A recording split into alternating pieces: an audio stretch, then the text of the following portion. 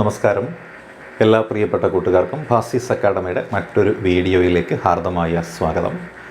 നമ്മളിന്നും പഠിക്കാൻ പോകുന്നത് അല്ലെങ്കിൽ പഠിച്ചവസാനിപ്പിക്കാൻ പോകുന്നത് കേരള പോലീസ് ആക്ട് 2011 എന്ന മേഖലയിൽ നിന്നുമുള്ള കുറച്ച് കാര്യങ്ങളാണ്.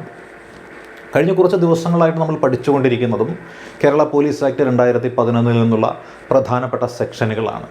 ഇത് പഠിക്കുന്നത് സിവിൽ പോലീസ് ഓഫീസർ പരീക്ഷയുടെ സ്പെഷ്യൽ ടോപ്പിക്കിൽ ഉൾപ്പെട്ടിരിക്കുന്ന ഭാഗമായതിനാലും പിന്നെ പൊതുസമൂഹത്തിൽ ഒരു പൗരനെന്ന നിലയിൽ നമ്മൾ ജീവിക്കുമ്പോൾ അത്യാവശ്യം അറിഞ്ഞിരിക്കേണ്ടുന്ന കുറച്ച് നിയമങ്ങൾ എന്ന രീതിയിലുമാണ് നമ്മൾ ഈ ക്ലാസ്സുകൾ എടുക്കുന്നത്. നിയമപരമായ കാര്യങ്ങൾ വളരെ ലളിതമായ രീതിയിൽ മനസ്സിലാക്കുവാൻ സാധിക്കുന്ന രീതിയിൽ തന്നെയാണ് എടുക്കുന്നതെന്നാണ് വിശ്വാസം. അപ്പോൾ ഇതുവരെ നമ്മൾ പഠിച്ച ക്ലാസ്സുകൾ അറിയാം നിങ്ങൾക്ക്. ഇന്ത്യൻ പീനൽ കോഡിനെ സംബന്ധിച്ച് നമ്മൾ കംപ്ലീറ്റ് ചെയ്തിരുന്നു. CRPCയെക്കുറിച്ചുള്ള ക്ലാസ്സുകൾ കംപ്ലീറ്റ് ചെയ്തിരുന്നു. ഇന്ത്യൻ എവിഡൻസ് ആക്ട് നമ്മൾ കംപ്ലീറ്റ് ചെയ്തിരുന്നു. Narcotic drugs and psychotropic substances act നമ്മൾ കംപ്ലീറ്റ് ചെയ്തിരുന്നു. ഇപ്പോൾ കംപ്ലീറ്റ് ചെയ്യുന്നത് കേരള പോലീസ് ആക്ട് 2011 ഇതിനു മുൻപ് നമ്മൾ പഠിപ്പിച്ച് മാറ്റിയിരുന്ന 2 സെഗ്മെൻറ്റ് കൂടിയുണ്ട്. അത് ഇൻഫർമേഷൻ ടെക്നോളജി ആക്റ്റും അതേപോലെ വിവരാവകാശ നിയമവുമാണ്. ഈ ഒരു ക്ലാസ് കൂടി പൂർത്തിയാകുന്നതോടുകൂടി സ്പെഷ്യൽ ടോപ്പിക്കിലെ 20 മാർക്കും നമ്മൾ പൂർണ്ണമാക്കിയിരിക്കുകയാണ്. ആത്മവിശ്വാസത്തോടു കൂടി പോയി ഏതൊരു വ്യക്തിക്കും ഈ പരീക്ഷ എഴുതുവാൻ സാധിക്കുന്നതുമാണ്. അപ്പോൾ നമ്മുടെ സെക്ഷൻ 120 നമുക്കൊന്ന് നോക്കാം. അല്ല, സെക്ഷൻ 120 എന്താണ്? Section 120 Kerala police act 2011 section 120 പ്രതിപാദിക്കുന്ന കാര്യം ഇതാണ്: penalty for causing nuisance and violation of public order.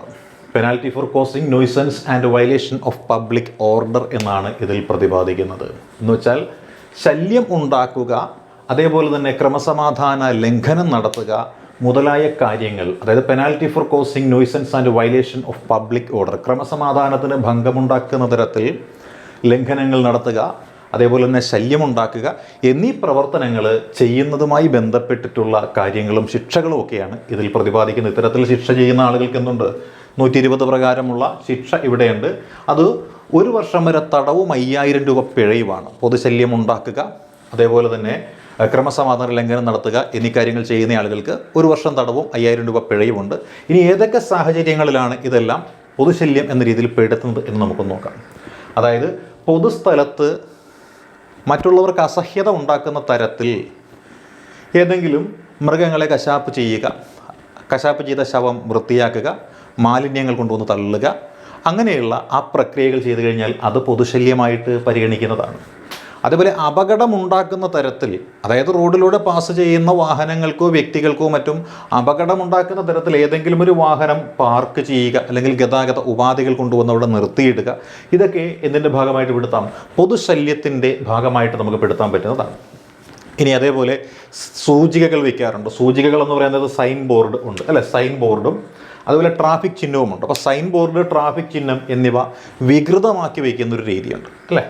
Sign board, traffic ചിഹ്നങ്ങൾ എന്നിവ വികൃതമാക്കി വയ്ക്കുന്ന ഒരു രീതിയുണ്ട്, അല്ലെ? വികൃതമാക്കി വയ്ക്കുന്ന ഒരു രീതിയാണ്. അതിനും ശിക്ഷാർഹമായിട്ടുള്ള കാര്യമാണ്.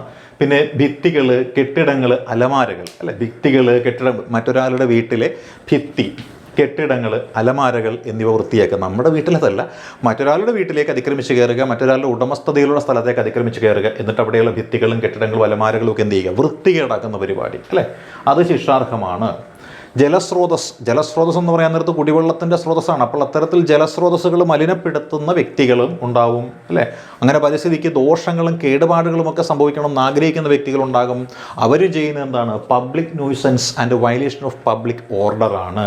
അപ്പോൾ ഇതും അതിൻ്റെ ഭാഗമായിട്ട് ശിക്ഷാർഹമായിട്ടുള്ള കാര്യമാണ്. പിന്നെയോ സർക്കാരിൻ്റെ കെട്ടിടം, സർക്കാരിൻ്റെ ഭൂമി എന്നിവിടങ്ങളിലേക്ക് അതിക്രമിച്ച് കയറുക അഥവാ കയ്യേറ്റം നടത്തുക, അത് ശിക്ഷാർഹമായ കാര്യമാണ്. മോട്ടോർ ഘടിപ്പിക്കാത്ത വാഹനങ്ങൾ, അല്ലെ? മോട്ടോർ ഘടിപ്പിക്കാത്ത വാഹനങ്ങൾ സൂര്യോദയത്തിന് മുൻപ് 1 മണിക്കൂറിന് മുൻപ് റോഡിലൂടെ കൊണ്ടുപോകാൻ പാടില്ല, വെളിച്ചമില്ലാതെ. അതേപോലെ സൂര്യാസ്തമയത്തിന് ശേഷം അരമണിക്കൂർ കഴിഞ്ഞു എന്ത് ചെയ്യാൻ പാടില്ല? റോഡിലൂടെ കൊണ്ടുപോകാനായിട്ട് പാടില്ല. അങ്ങനെ കൊണ്ടുപോയി കഴിഞ്ഞാൽ അതും ശിക്ഷാർഹമായിട്ടുള്ള കാര്യമാണ്. ഇനി വീണ്ടും നോക്കിയാലോ, എന്തായിരിക്കാം? മോട്ടോർ ഘടിപ്പിക്കാത്ത വാഹനം എന്ന് പറയുന്നത് തെരുവിൽ ഓടിച്ചു കൊണ്ടുപോവുക, അതും പാടില്ലെന്നാണ് പറയുന്നത് അല്ലേ. വലതുവശം ഓവർടേക്കിംഗ് എന്നുള്ളത് വലതുവശത്തു കൂടി മാത്രമേ പാടുള്ളൂ. വലതുവശത്തു കൂടി മാത്രമേ എന്ത് പാടുള്ളൂ? ഓവർടേക്കിംഗ് പാടുള്ളൂ. ഇടതുവശം എന്ന് പറയുന്നത് എന്താണ്? എതിരെ വാഹനങ്ങൾ വരുമ്പോൾ പരമാവധി ഇടതുവശത്തു കൂടി ചേർത്താണ് ഓടിച്ചു പോകാൻ പറയുന്നത്. ഇത് ലംഘിച്ചു കഴിഞ്ഞാൽ അവിടെയും ശിക്ഷ ഉറപ്പാണ് അല്ലേ. മുന്നിൽ നിന്നും പിന്നിൽ നിന്നും ഒരു വാഹനത്തിൻ്റെ മുന്നിലേക്ക് 5 അടി നീണ്ടു നിൽക്കുക, പിന്നിലേക്ക് 5 അടി നീണ്ടു നിൽക്കുന്ന ഈ രീതിയിൽ ലോഡുകളൊന്നും കെട്ടിപ്പൂട്ടി കൊണ്ടുപോകാൻ പാടില്ലെന്നാണ് പറയുന്നത്. അതായത് ലോഡ് വാഹനത്തിൻ്റെ ആ ലോഡ് അനുവദിക്കുന്ന ഒരു പൊസിഷനിൽ നിന്നും പരമാവധി 5 അടി വരെ മാത്രമേ നമുക്ക് കെട്ടിവെച്ചിട്ടുണ്ടാണെങ്കിൽ പോലും കൊണ്ടുപോകാനായിട്ട് സാധിക്കുകയുള്ളൂ. പിന്നെ മൃഗപരിപാലനമാണ്. മൃഗങ്ങളെയൊക്കെ വളർത്തുക, കന്നുകാലികളൊക്കെ വളർത്തുന്ന ആൾക്കാർ അത് ശരിയായ രീതിയിലല്ല ചെയ്യുന്നത് എന്നുണ്ടെങ്കിൽ അതും ദോഷമാണ് അല്ലേ. പിന്നെയോ പൊതുസ്ഥലത്ത് മലമൂത്ര വിസർജനം നടത്തുന്ന ആൾക്കാരുണ്ട് അല്ലേ. പൊതുസ്ഥലത്ത് മലമൂത്ര വിസർജനം നടത്തുക എന്ന് പറയുന്നതും ശരിയായ ഒരു രീതി അല്ല എന്നാണ് പറയുന്നത് അല്ലേ. പൊതുസ്ഥലത്ത് മലമൂത്ര വിസർജനം ചെയ്യുക എന്ന് പറയുന്നത് ശരിയായ രീതിയല്ല, അതാണ് ഇവിടെ പറയുന്നത്.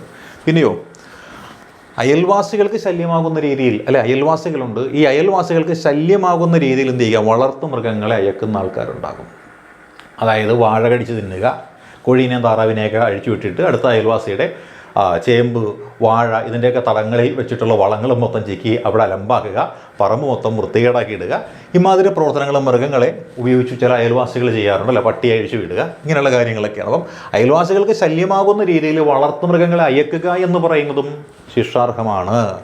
പിന്നെയോ 14 വയസ്സിൽ താഴെയുള്ള കുട്ടികളിൽ നിന്നും ആഭരണം, വാച്ച്, പേന, സൈക്കിൾ എന്നിവ എന്ത് ചെയ്യുക? പണയമായിട്ട് സ്വീകരിക്കുക. അല്ലെങ്കിൽ അവരുടെ ഉടമസ്ഥൻ മറ്റൊരാളാണല്ലോ. 14 വയസ്സേ ഉള്ളൂ, കുട്ടിക്ക് വാങ്ങിച്ചു കൊടുത്ത രക്ഷകർത്താക്കളായിരിക്കും ഉടമസ്ഥന്മാരായിട്ടുള്ളത്. ആ ഉടമസ്ഥന്മാർ അറിയാതെ കുട്ടികളിൽ നിന്നും ആഭരണമായാലും വാച്ച്, പേന, സൈക്കിൾ എന്നിവയൊക്കെ എന്താണ് പണയപ്പണ്ടമായിട്ട് സ്വീകരിക്കുക എന്ന് പറയുന്നത് ശിക്ഷാർഹമായ കുറ്റമായിട്ടാണ് കണക്കാക്കുന്നത്. പിന്നെയോ ആശയവിനിമയ ഉപാധികളുണ്ട് നമുക്ക്. ടെലിഫോണുണ്ട് അല്ലേ, മൊബൈൽ ഫോണുണ്ട് അല്ലേ, പിന്നെ ഏതുണ്ട്? ടെലഗ്രാം സംവിധാനങ്ങളുണ്ട്, ഇൻ്റർനെറ്റ് ഉണ്ട്, ഇമെയിലുണ്ട്. അപ്പോൾ ഇത്തരത്തിലുള്ള ആശയവിനിമയ ഉപാധിയിലൂടെ വിളികൾ, കത്തുകൾ, എഴുത്തുകൾ, സന്ദേശങ്ങൾ, ഇമെയിൽ എന്നിവ വഴി മറ്റൊരാൾക്ക് ശല്യമായിട്ട് തീരുന്ന പ്രവർത്തനങ്ങൾ ചെയ്തു കഴിഞ്ഞാൽ അതും ശിക്ഷാർഹമാണ്. പിന്നെയോ പൊതുസ്ഥലത്ത് പൊതുവായ ആവശ്യത്തിന് വേണ്ടിയിട്ട് അല്ലെ, പൊതുസ്ഥലത്ത് പൊതുവായ ആവശ്യത്തിന് വേണ്ടിയിട്ട് സജ്ജീകരിച്ചിരിക്കുന്ന ക്യൂ ഉണ്ടാകും.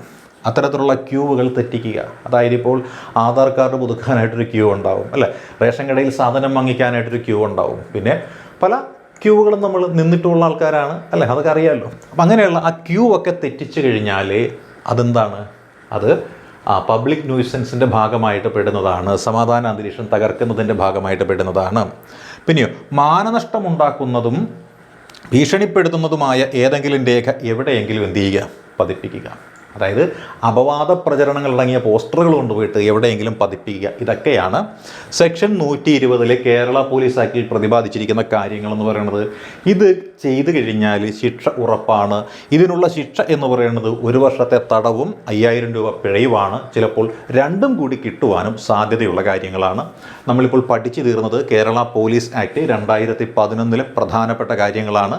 അപ്പോൾ സ്പെഷ്യൽ ടോപ്പിക്ക് സമ്പൂർണ്ണമായി നമ്മൾ പഠിച്ചു കഴിഞ്ഞിരിക്കുകയാണ്. അപ്പോൾ പരീക്ഷ എഴുതാൻ പോകുന്ന എല്ലാ പ്രിയപ്പെട്ട കൂട്ടുകാർക്കും വിജയാശംസകൾ നേർന്നുകൊണ്ട് നിർത്തുന്നു. All the best.